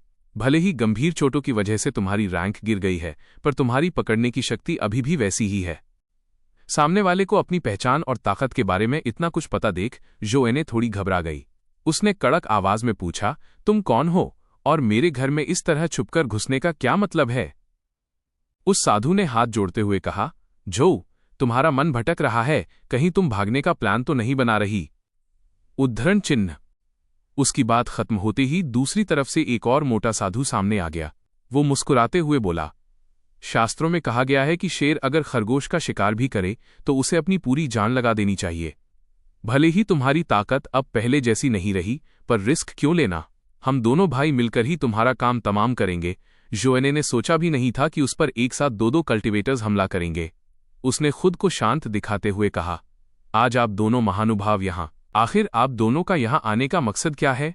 मोटे साधु ने मुस्कुराते हुए कहा, वक्त की नजाकत को समझिए और हमारे साथ शांति से चलिए, हमें मजबूर मत कीजिए। तभी पतले साधु के चेहरे पर एक कमीनी मुस्कान आई। भाई, इससे इतनी बातें क्यों कर रहे हो? इसके हाथ पैर तोड़ो और घसीटते हुए ले चलो। जब वे दोनों बातें कर रहे थे तभी जोएने ने फुर्ती से अपने पास मौजूद एक पौधे में स्पिरिचुअल एनर्जी डाल दी। देखते ही देखते उस पौधे से जोरदार धमाके के साथ जहरीला धुआं निकलने लगा। दोनों साधुओं ने तुरंत अपनी नाक और मुंह ढंक लिए, क्योंकि ये धुआं बेहद खतरनाक था। लेकिन जोएने पहले से ही जहर से बचने वाली ग्रीन हार्ट ग्रास अपने मुंह में दबा रखी थी। ये जहरीला पौधा ओवरलॉर्ड फ्लावर था जिसे उसने खुद तैयार किया था। इसका धुआं एक बड़े हाथी तक को बेहोश करने के लिए काफी था। उसे लगा कि दोनों साधु बेहोश हो चुके हैं और वो वहां से भागने ही वाली थी कि तभी उसके पीछे से एक जबरदस्त एनर्जी महसूस हुई जिसने पल भर में उस धुएं को तितर बितर कर दिया। एक विशाल परछाई सामने आई और उसने जोएने को दबोच लिया। तभी हाथ में एक तालिस्मान लिए एक शख्स वहां पहुंचा। उसे देखकर जोना के होश उड़ गए। ये तो शैडो टेक्निक है। क्या तुम हिडन सेक्ट के बंदे हो? लेकिन जैसे ही उसकी नज़र उस शख्स के चेहरे पर पड़ी, उसकी आंखें फटी की फटी रह गईं। सामने खड़ा वो शख्स और कोई नहीं बल्कि मेरे रूप में भेस बदले हुए सोंग शाओवेन था। वहीं दूसरी तरफ मैं ट्रैकिंग चार्म के पीछे पीछे सीधा उसके ठिकाने पर पहुंच चुका था। वो चार्म एक कमरे के दरवाजे पर जाकर रुका जहां उसका बॉडी डबल मौजूद था। वो हमशक्ल अपनी किस्मत और बर्बादी को याद कर नफरत से भरा हुआ था, पर तभी उसके पीछे से एक आवाज आई, आखिर तुम हो कौन? ये सुनकर वो इतना डर गया कि उसकी टांगें कांपने लगीं और वो वहीं जमीन पर ढेर हो गया। उसकी हालत देखकर मुझे यकीन हो गया कि मेरे सामने खड़ा ये शख्स सिर्फ एक बॉडी डबल है। सीन बदलता है और अब मुझे वो जवाब मिल चुके थे जिनकी मुझे तलाश थी। हैरानी की बात यह थी कि सोंग शाओवेन के पास स्पिरिचुअल एनर्जी मौजूद थी। कायदे से देखा जाए तो ऐसी एनर्जी बनाने के लिए कम से कम कल्टीवेशन लेवल 4 होना जरूरी है, और वो भी तब जब आसपास का माहौल स्पिरिचुअल एनर्जी से भरपूर हो। लेकिन इस दुनिया में तो एनर्जी वैसे ही बहुत कम है, यहां इसे बनाना नामुमकिन है। तो फिर एक ही रास्ता बचता है, पक्का सोंग फैमिली के पास कोई स्पिरिट स्प्रिंग मौजूद है। खैर, अब मैंने तय कर लिया कि सोंग शाओवेन का पत्ता साफ करने के बाद मुझे जल्द से जल्द लियू शी जाना होगा ताकि उस स्पिरिट स्प्रिंग की मदद से अपनी ताकत बढ़ा सकूं। पर तभी कुछ गुंडों ने मेरा रास्ता रोक लिया। उनका लीडर बड़े टशन में बोला, लड़के, हम कब से तेरा इंतजार कर रहे थे। किसी ने तेरी दोनों टांगें तोड़ने के लिए मोटी रकम दी है। अब तू खुद अपने हाथ पैर तोड़वाएगा या हम तेरी मदद करें? उसकी बात सुनकर मुझे हंसी आ गई। भाई, दुनिया में सच में ऐसे बेवकूफों की कमी नहीं है जो मौत को दावत देते हैं। लीडर को लगा कि मैं उसका मजाक उड़ा रहा हूं, तो उसने तुरंत अपने आदमियों को हमले का इशारा कर दिया। लेकिन जैसे ही वो आगे बढ़े, शुरू के 2 बंदे तो कटी पतंग की तरह हवा में उड़ते हुए पीछे जा गिरे। पलक झपकते ही मैंने उन 10-12 गुंडों को धूल चटा दी और वो सब जमीन पर पड़े कराह रहे थे। अगली सुबह निंग चिंगशू अपनी टीम के साथ उस जगह पहुंची जहां से जोना गायब हुई थी। वहां के सिक्योरिटी गार्ड को पिछली रात की सीसीटीवी फुटेज मिली। फुटेज में साफ दिख रहा था कि कुछ लोग रात के करीब 1 बजे अंदर घुसे और छत पर बने ग्लास गार्डन में जोएने के साथ उनका झगड़ा हुआ। कैमरे में एक हमलावर का चेहरा बिल्कुल साफ आ गया था। जैसे ही निंग चिंगशू की नजर उस चेहरे पर पड़ी, उसके पैरों तले जमीन खिसक गई। वो चेहरा और किसी का नहीं बल्कि मेरा था, जिसे उसने कल रात ही पार्टी में देखा था।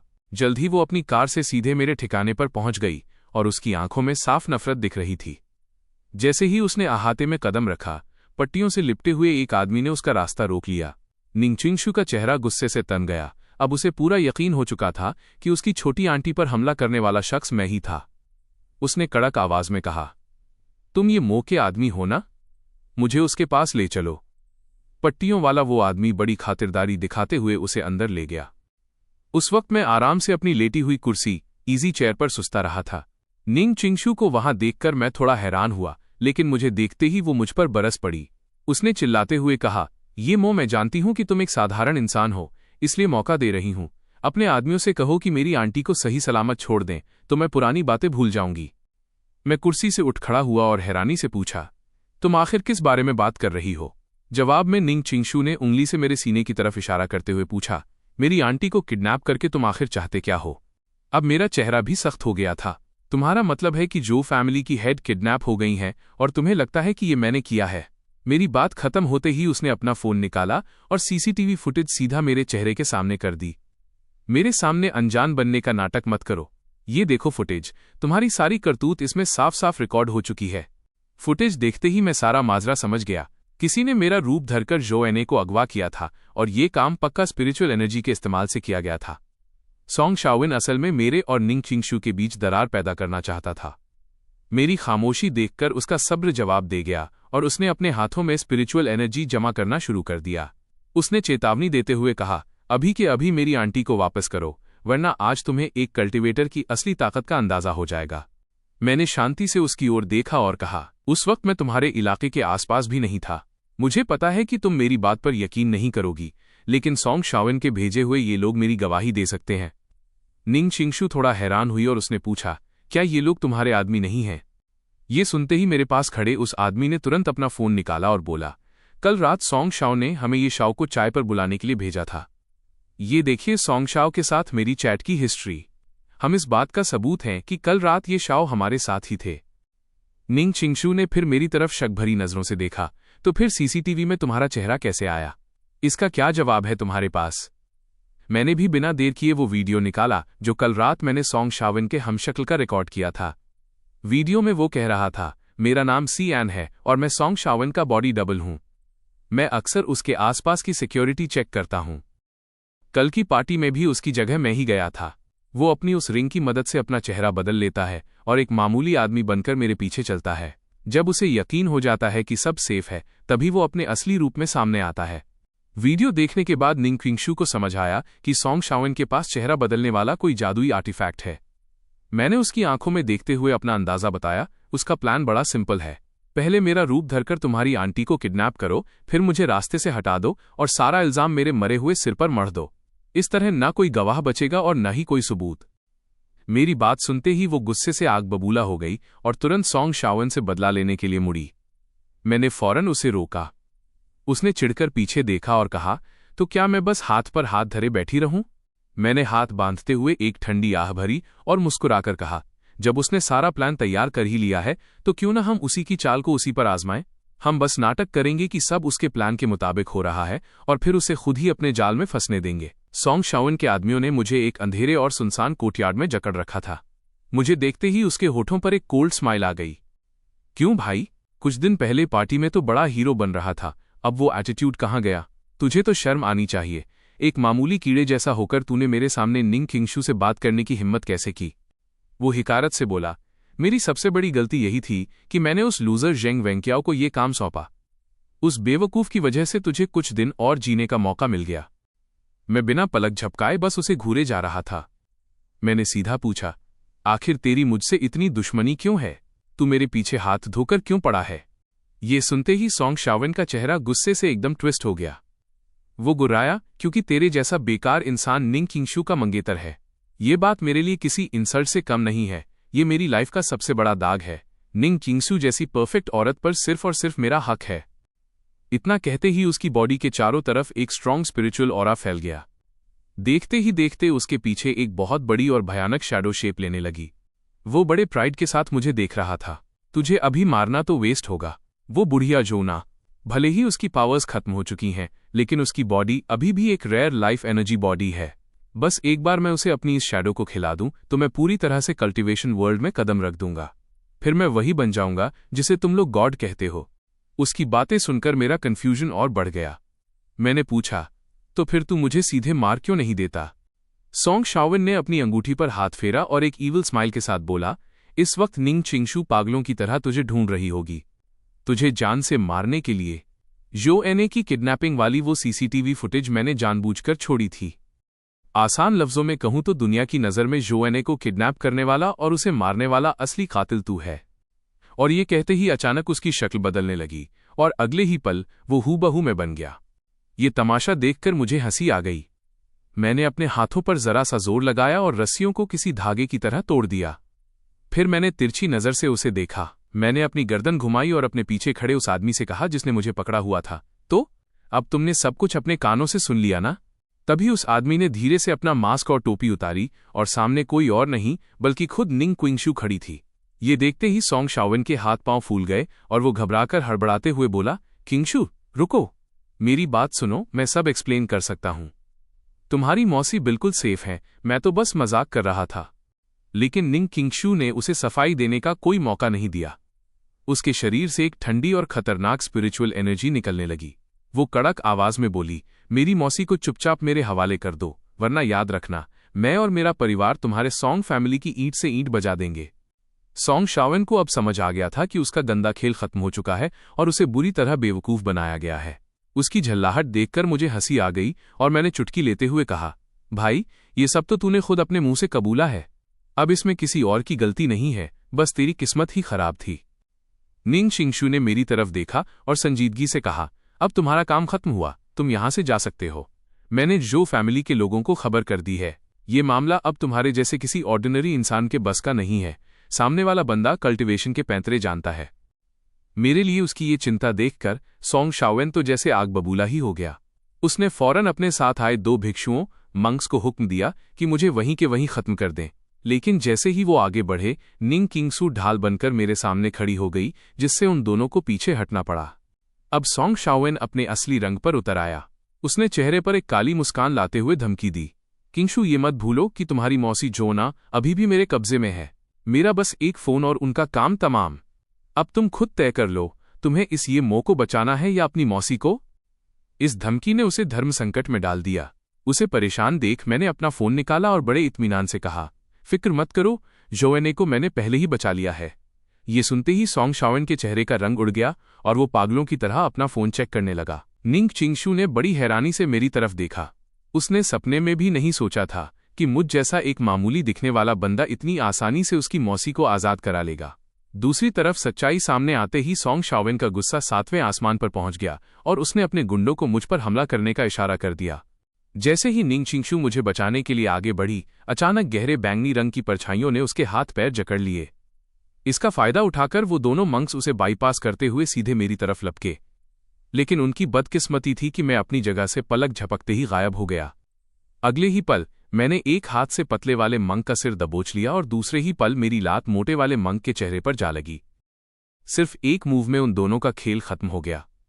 ये नज़ारा देखकर सिर्फ निंग चिंगशू ही दंग नहीं रह गई, बल्कि सोंग शाओन के भी होश उड़ गए। अब जाकर उसे एहसास हुआ कि मैं कोई मामूली इंसान नहीं बल्कि एक कल्टिवेटर हूं। मेरे शरीर के चारों ओर स्पिरिचुअल एनर्जी का एक तेज घेरा बन गया और मैंने ठंडी नजरों से सोंग शाओन की तरफ देखा। मैं काफी वक्त से तुझसे मिलने का इंतजार कर रहा था, मैंने कहा। मुझे जेल भिजवाना, जेंग वेंकियाओ के जरिए मुझ पर हमला करवाना, मेरे दोस्तों को किडनैप करना और यहां तक कि मेरे कुत्ते को चोट पहुंचाना। तू तब से एक गंदी मक्खी की तरह मेरे आसपास भिनभिना रहा है। मेरा मन तो तुझे बहुत पहले ही मसल देने का था। इधर निंग क्विंगशू के मन में अभी भी पछतावा था। उसे लग रहा था कि उसने मुझे इस खतरनाक जंग में घसीटकर गलती कर दी है।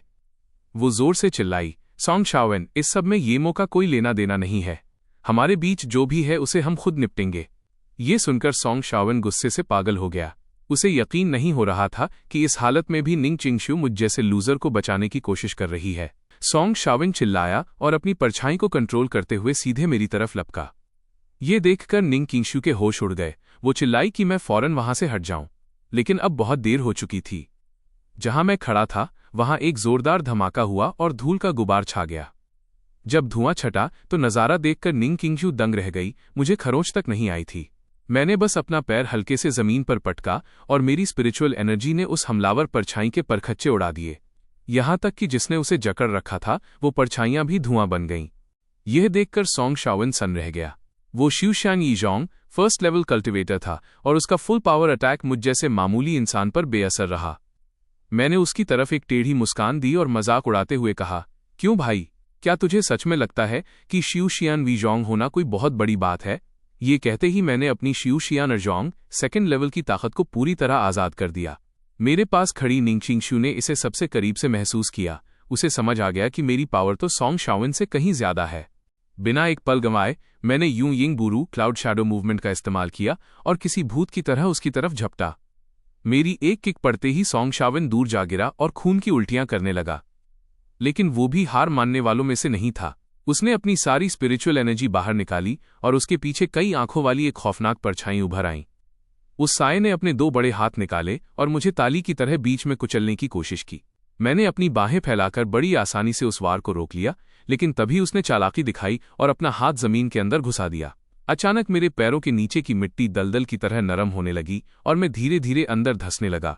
ये देखते ही मैंने अपनी पूरी ताकत झोंक दी। मैंने एक झटके में उन दोनों बड़े हाथों को शैटर कर दिया। उसके तुरंत बाद मैंने अपने राइट हैंड में पावर गैदर की और पूरी ताकत के साथ जमीन पर एक हैवी पंच दे मारा। एक जोरदार बूम की आवाज आई और मेरे पैरों के नीचे की जमीन इंस्टेंटली क्रैक होकर फट गई। मेरे होठों पर एक डिस्डेनफुल स्माइल थी। मैंने उस टूटी हुई जमीन के अंदर हाथ डाला और बाहर खींचा। मेरे हाथ में स्पिरिचुअल एनर्जी से बना एक कीड़ा फड़फड़ा रहा था। तो ये था सोंग शाओन की ईविल टेक्निक का सच। ये और कुछ नहीं, बस एक स्पिरिट पेट था जो उसकी बॉडी के अंदर पैरासाइट की तरह रहता था और होस्ट की एनर्जी चूसकर जिंदा था। मैंने हल्का सा प्रेशर डाला और उस बग को वहीं क्रश कर दिया। कनेक्शन टूटते ही सोंग शाओन को एक भारी शॉक लगा। वो जमीन पर औंधे मुंह गिर पड़ा और उसका पूरा शरीर कांपने लगा। लेकिन सोंग शाओन अभी भी हार मानने को तैयार नहीं था। वो गुर्राया, तू बस अपनी फैमिली से निकाला गया एक वेस्ट है। तू मुझे मार नहीं सकता। मैं सोंग फैमिली का हूं। तुझे पता भी है मेरे परदादा कौन हैं? वो एक जेन्युइन सेक्ट मेंबर हैं। अगर तूने मुझे हाथ भी लगाया तो तेरी मौत पक्की है। मैंने उसके इस यूजलेस गुस्से को टोटली इग्नोर किया और धीरे धीरे उसकी तरफ बढ़ने लगा। अब जाकर उसकी अकल ठिकाने आई और वो पैनिक करने लगा। वो गिड़गिड़ाते हुए बोला, ये मोह, अगर तुम मुझे छोड़ दोगे तो मैं तुम्हें माफ कर दूंगा। मुझसे गलती हो गई, ठीक है, प्लीज। मैंने और कोई टाइम वेस्ट नहीं किया। अपनी मुट्ठी पर हैवी स्पिरिचुअल एनर्जी चढ़ाई और एक जोरदार पंच सीधा उसके चेहरे पर स्मैश कर दिया। वो हमला इतना टेरिफाइंग था कि उसके सिर के नीचे की जमीन में भी एक गहरा गड्ढा बन गया। मैंने सॉन्ग शाओन की बेजान बॉडी को ठंडी नजरों से घूरा और बस इतना कहा, गुड बाय। मेरे इस कोल्ड ब्लडेड और रूथलेस अंदाज को देखकर पास खड़ी निंग चिंगशू की भी रूह कांप गई। थोड़ी देर बाद जब वो संभली तो उसने धीमी आवाज में कहा, थैंक यू। मुझे तो हमेशा लगता था कि तुम बस एक ऑर्डिनरी इंसान हो, लेकिन सच तो ये है कि मैं ही बेवकूफ था जो अब तक खुद को कम समझ रहा था। मैं नीचे झुका और सॉन्ग शाओन के हाथ से उसकी अंगूठी उतारने के लिए हाथ बढ़ाया। वैसे भी अगर वो खुद मेरे पास नहीं आता तब भी मैं उसे छोड़ने वाला नहीं था, और अब मुझे वो मिल चुका था जो मुझे चाहिए था। तभी मेरे पीछे खड़ी निंग चिंगशू ने दबी आवाज में पूछा, तुम्हारे पास इतनी जबरदस्त ताकत है, फिर भी ये फैमिली ने तुम्हें बेदखल क्यों किया? अगर तुम अपनी ये पावर उन्हें दिखा देते तो तुम तो उस परिवार के हेड भी बन सकते थे। उसकी बात सुनकर मैंने बस एक तिरछी नजर उस पर डाली और शांति से कहा, मेरा अब ये फैमिली से कोई लेना देना नहीं है। और रही बात ताकत की, तो अभी मैं इतना भी पावरफुल नहीं हूं। असली बदलाव तो तब आता है जब कोई थर्ड लेवल यानी डीआई संजोंग की कल्टीवेशन तक पहुंचता है। मेरी बात सुनकर निंग चिंगशू ने मन ही मन कसम खा ली कि चाहे कुछ भी हो जाए उसे हर हाल में थर्ड लेवल तक पहुंचना ही होगा, क्योंकि एक असली कल्टीवेटर बनकर ही वो अपने परिवार की बंदिशों से हमेशा के लिए आजाद हो सकती थी। उसे सोच में डूबा देख मैंने एक पिल निकाली और कहा, हमारी डील के मुताबिक मैं तुम्हारी बीमारी ठीक कर दूंगा। इसे सनलिंग पिल, सनलिंग दान कहते हैं। ये तुम्हारे शरीर के अंदर की उस बेकाबू एनर्जी को बाहर निकाल देगी जो तुम्हें नुकसान पहुंचा रही है। ये सुनते ही वो भड़क गई, क्या? इसका मतलब तो ये हुआ कि मेरी सारी कल्टीवेशन और मेहनत बेकार चली जाएगी? मैंने उस पिल को हाथ में लेकर बड़े संजीदा लहजे में कहा, तुम्हारे एक्सयूलियन कल्टीवेशन करने का तरीका ही गलत है। कम से कम अभी तुम इस तरह आगे नहीं बढ़ सकती। अगर तुमने ऐसे ही जारी रखा तो तुम्हारी मौत पक्की है। निंग चिंगशू ने बड़े मायूस होकर मेरी हथेली पर रखी उस पिल को देखा और बोली, तो क्या इसका मतलब यह है कि मैं पूरी जिंदगी बस एक आम इंसान बनकर रह जाऊंगी? उसकी बेबसी देखकर मैंने सीधे मुद्दे की बात पूछी, क्या तुम कल्टीवेशन का असली और सही तरीका सीखना चाहती हो? और बस यहीं से शुरू हुई निंग चिंगशू के मेरे घर आकर मेरे साथ रहने की कहानी। शिलियू। वो नहीं जानती थी कि इस नाम में मेरी पिछली जिंदगी की सबसे गहरी यादें छुपी हुई हैं। अभी कुछ ही देर पहले निंग चिंगशू ने असली कल्टीवेशन सीखने और अपने परिवार के चंगुल से आजाद होने के लिए आज से मेरे घर पर रहना शुरू किया था। उसके गाल थोड़े लाल पड़ रहे थे, जिसे देखकर मैंने फिक्र से पूछा, क्या हुआ? तुम्हारी पुरानी चोट फिर से दर्द करने लगी है क्या? मेरी बात सुनकर उसने बिना कुछ कहे मुझे घर के अंदर धकेला और बोली, बस करो, ज्यादा सवाल मत पूछो, अंदर चलो फिर बात करते हैं। उसका सामान सेटल होने के बाद मैं उसे अपने छोटे से कोर्टयार्ड में ले गया। वहां कोने में बैठे अपने डॉगी की तरफ इशारा करते हुए मैंने कहा, अब से तुम इस जिंगो ग्रास के पास बैठकर ही कल्टीवेशन करोगी। इससे निकलने वाली स्पिरिचुअल एनर्जी बहुत शांत और शुद्ध है, जो तुम्हारी बॉडी को हील करने में मदद करेगी।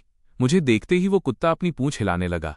मैंने फिर उसे समझाया, मेरे यहां से जाने से पहले मैं तुम्हें असली कल्टीवेशन का तरीका सिखा दूंगा। तब तक मेरी जिंगो ग्रास और इस डॉगी का ख्याल रखने की जिम्मेदारी तुम्हारी है। मेरी बात सुनकर वो मुस्कुराई और मजाक करते हुए बोली, वाह, यकीन नहीं होता कि तुम्हारे चेहरे पर भी ऐसे एक्सप्रेशंस आ सकते हैं। फिर उसने झट से मेरे हाथ से उस कुत्ते को गोद में ले लिया और पूछा, वैसे इसका नाम क्या है? जब मैं कुछ बोल नहीं पाया और चुप रह गया तो वो फौरन समझ गई और बोली, मतलब इसका अब तक कोई नाम ही नहीं है? चलो कोई अच्छा सा नाम रखते हैं। आखिर दुनिया में पहचान के लिए एक नाम तो होना ही चाहिए ना। मैंने उस मासूम से दिखने वाले कुत्ते को गौर से देखा और कहा, ठीक है, तो आज से इसका नाम शिलियू है। कुत्ते ने 2 बार भौंककर अपनी सहमति दी, जैसे उसे ये नाम बहुत पसंद आया हो। लेकिन जैसे ही मैंने वो नाम लिया, मेरे दिमाग में पुराने चेहरों की यादें ताज़ा होने लगीं। शिलियू सीनियर ब्रदर, वो अपने गीले बालों को तौलिए से सुखाते हुए मुझसे पूछने लगी, सॉन्ग फैमिली की तरफ से जो होने वाला है तुम उससे कैसे निपटोगे? मैंने अपना फोन नीचे रखा और मेरी आंखों में एक अजीब सी चमक आ गई। मैंने सब कुछ प्लान कर लिया है। उनकी नजरों में सॉन्ग शाओन कहीं गायब नहीं हुआ है। उसी वक्त सॉन्ग फैमिली के पीछे वाले पहाड़ की एक गुफा के बाहर परिवार के कई बड़े सीनियर्स बड़े ही कायदे से इंतजार कर रहे थे। सॉन्ग फैमिली के मौजूदा हेड ने सॉन्ग शाओन की तरफ देखा और पूछा, क्या तुम्हें पक्का यकीन है कि तुम्हारे परदादा ने आज ही बाहर आने को कहा था?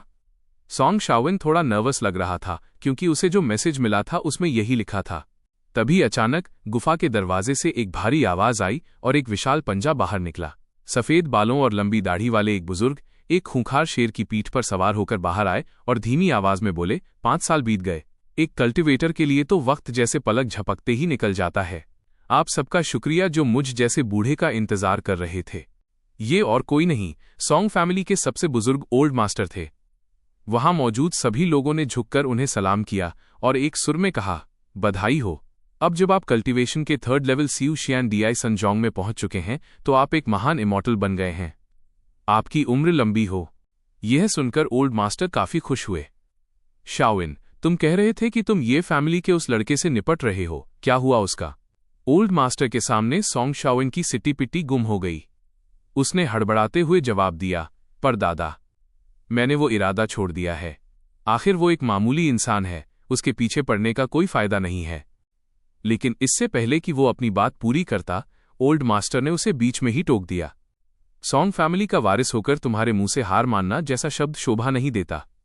मैं तुमसे प्यार करता हूं, इसका मतलब ये नहीं कि मैं तुम्हें छोड़ नहीं सकता। अगर तुम उसे हैंडल नहीं कर सकते तो अब तुम्हारे दादाजी खुद इस मामले को सुलझाएंगे। वो क्यू कियान शिपिंग, उस लड़के का सिर काटकर मेरे सामने लाओ। निंग चिंगशू के साथ रहने के पहले ही दिन मैंने उसे सुबह सुबह ही जगा दिया। आखिर सुबह के 5 बजे स्पिरिचुअल एनर्जी सबसे ज्यादा होती है और इस वक्त की गई कल्टीवेशन का असर कई गुना ज्यादा होता है। मैंने उसके लिए एक खास ड्रिंक भी तैयार की थी। उसने बिना किसी सवाल के उसे एक ही सांस में गटक लिया और पीते ही उसे अपनी बॉडी में एक गजब की राहत महसूस हुई। दरअसल वो ड्रिंक जूलिंग पिल, जूलिंग दान का एक हल्का वर्जन थी। उसकी मौजूदा हालत को देखते हुए उसे ऐसी एनर्जी की जरूरत थी जो धीरे धीरे असर करे, क्योंकि एक पूरी पावर वाली पिल उसके लिए बहुत हैवी हो सकती थी। मैंने इसे खीरे, अजवाइन और थोड़े से पिल पाउडर को मिलाकर बनाया था, जो उसके लिए एकदम परफेक्ट थी। हालांकि लुओयू कॉन्टिनेंट में जहां से मैं आया हूं, इस तरह की चीजें तो बस छोटे बच्चों को दी जाती हैं। मुझे लगता है इस दुनिया के लोगों की बॉडी वाकई बहुत कमजोर है। मैं उठा और उसे इशारा किया कि जल्दी से कपड़े बदल ले, क्योंकि अब वक्त आ गया था उसे असली कल्टीवेशन का तरीका सिखाने का। अगले ही पल हम दोनों एक पार्क में 2 बड़ी चट्टानों के ऊपर पालथी मारकर बैठ गए। आप जितना कुदरत के करीब होते हैं, स्पिरिचुअल एनर्जी उतनी ही भरपूर मिलती है। लेकिन हमारी ये अजीबोगरीब हरकत वहां टहल रहे बुजुर्गों के लिए तमाशा बन गई। वे आपस में खुसुर फुसुर करने लगे। अरे देखो, क्या ये जवान जोड़ा वहां बैठकर तपस्या कर रहा है? तभी दूसरा बोला, अरे तुझे क्या पता, इसे कहते हैं बेपनाह मोहब्बत।